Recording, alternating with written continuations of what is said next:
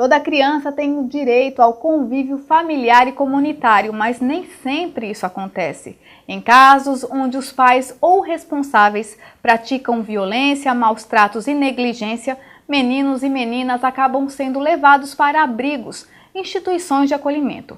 Para falar sobre esse assunto, recebemos em nosso estúdio a promotora de Justiça Liana Carvalho, que também atua na 3ª Promotoria de Justiça da Infância e Juventude de Campina Grande.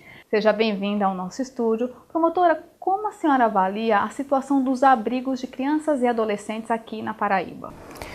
Na verdade, enquanto função pública, vamos dizer assim, o Estado como um todo, seja o Estado da Paraíba ou mesmo o Brasil, sempre deixa a desejar no atendimento à população. Então não é só um problema do acolhimento, da institucionalização. Como toda questão pública, tanto a qualidade quanto a quantidade de instituições de acolhimento não são suficientes. Mas a gente conta com uma ajuda externa, vamos dizer assim, das organizações não governamentais.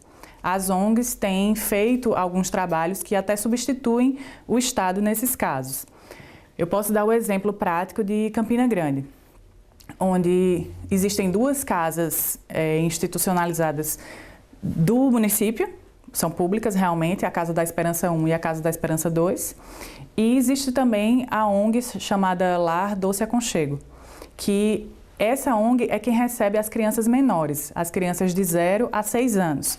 Porque senão, se não houvesse a presença dessa ONG, desse tipo de entidade, estariam fadadas a estarem misturadas as crianças de 0 até os adolescentes de 17 anos. Porque como só há essas 2 casas, a Casa da Esperança 1 e a 2 em Campina Grande, só há uma triagem pelo sexo.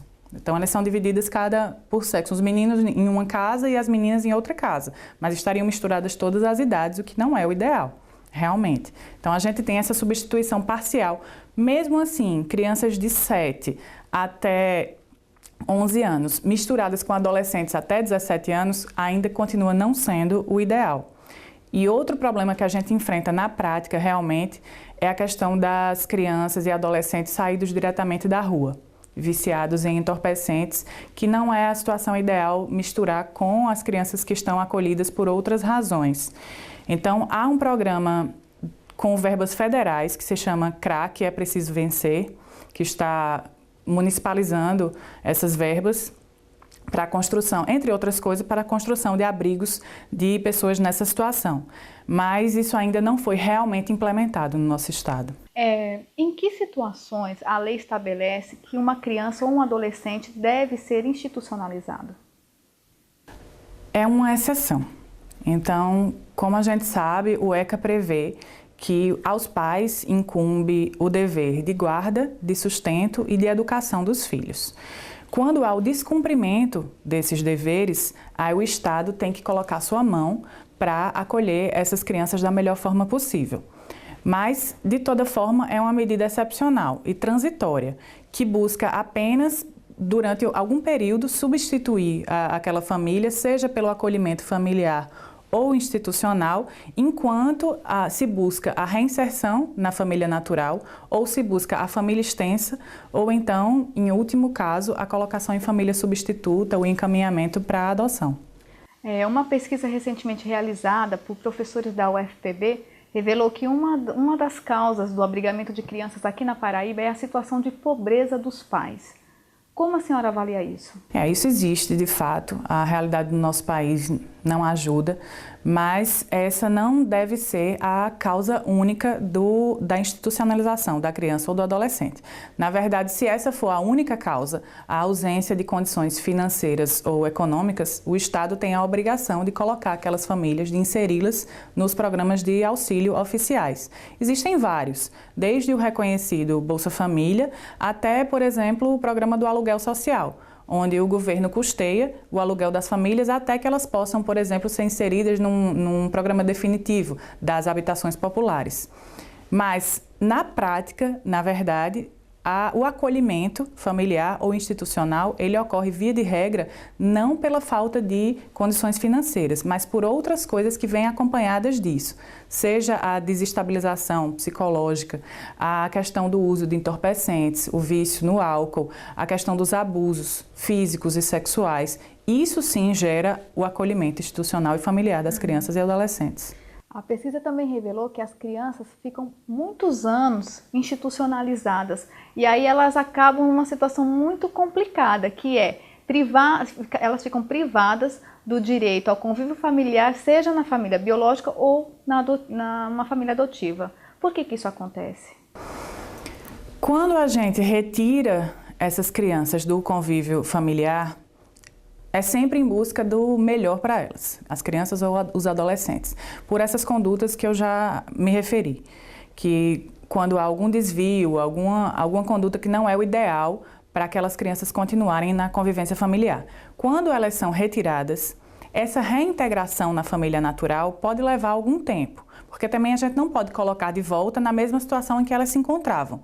Então as famílias têm que ser orientadas, têm que ser visitadas pelas equipes multissetoriais, por psicólogos, por assistentes sociais, têm que, por muitas vezes, ser inseridas nos programas de auxílio do governo. Isso tudo leva tempo. Enquanto isso não ocorre, as crianças continuam no acolhimento porque é melhor para elas. Mas lembrando que o máximo de tempo é de 2 anos. Mas isso pode ser renovado desde que por decisão fundamentada. E a cada 6 meses, a situação de cada uma daquelas crianças ou de cada um daqueles adolescentes é obrigatoriamente reavaliada, exatamente para buscar a reinserção ou para buscar a família extensa, que são tios, avós, outras pessoas que tenham um vínculo sanguíneo e afetivo com aquela criança ou aquele adolescente, ou, em último caso, a destituição do poder familiar, quando não há condição alguma de recolocar aquela criança ou adolescente de volta. Então o Ministério Público entra com a destituição do poder familiar para se iniciar o procedimento de adoção.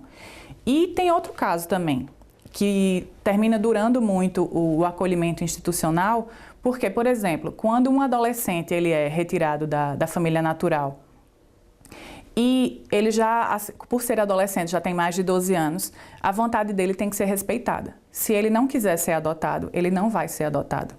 Então, por mais que a gente faça um acompanhamento psicológico, se essa resistência continuar, então o que vai acontecer com ele é que ele vai continuar acolhido até atingir a maioridade, se não houver outra solução, como a reintegração familiar. E, enquanto isso, ele vai ser educado e profissionalizado para melhorar a situação dele quando ele atingir a maioridade e tiver que ser reinserido na sociedade. Nesse sentido, a senhora participou recentemente de audiências no Fórum de Campina Grande para discutir essa questão da reintegração, da reinserção das crianças nas suas famílias biológicas. Quais foram os resultados obtidos? Conte um pouquinho sobre esse trabalho, a importância dele, por que esse trabalho?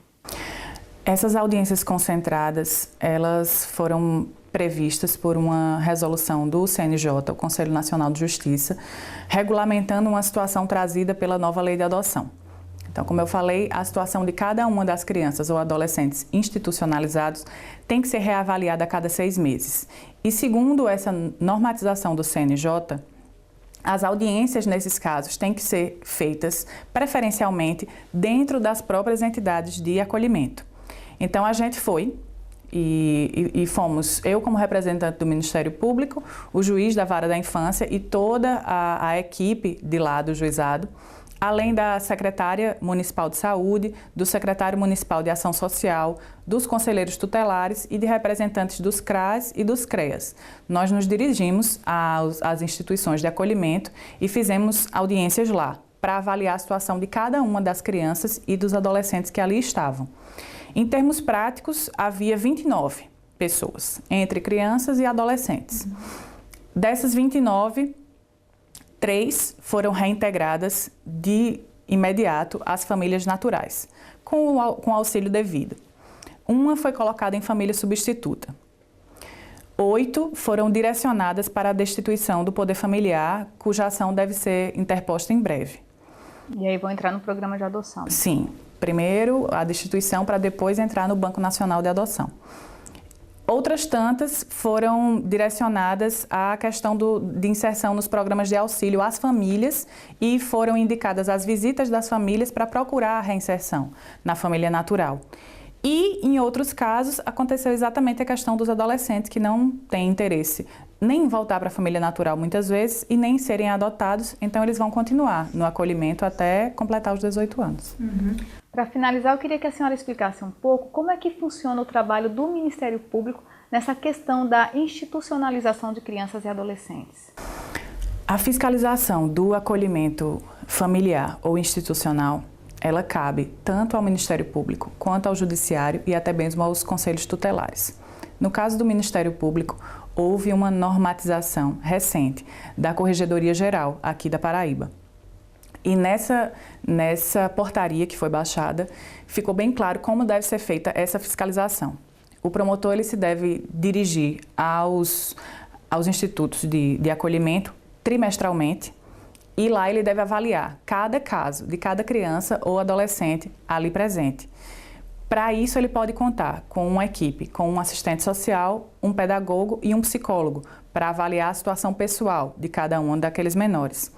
E ele pode também contar com a ajuda de um engenheiro e de um arquiteto, para avaliar a situação física do local onde essas crianças e adolescentes se encontram, até mesmo para a questão da acessibilidade dos portadores de deficiência.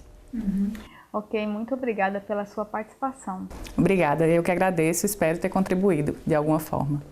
O MPTV termina aqui. Outras informações sobre a atuação do Ministério Público Paraibano você encontra no portal www.mppb.mp.br. Até o próximo programa.